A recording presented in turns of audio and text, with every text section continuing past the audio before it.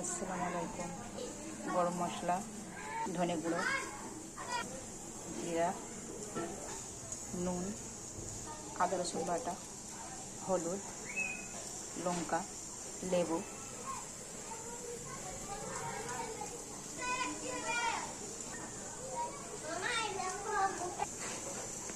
Cornflour সব মশলা দিয়ে এবারে মাখিয়ে নেব।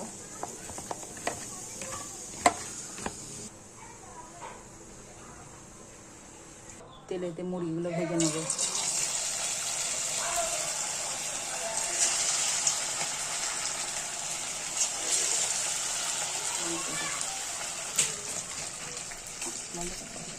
সমস্ত মুড়িগুলোকে উল্টে দিলাম,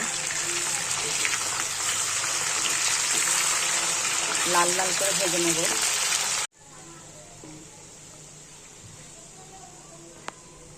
লাল লাল করে ভাজা মুরগি খেতে খুব ভালো লাগে।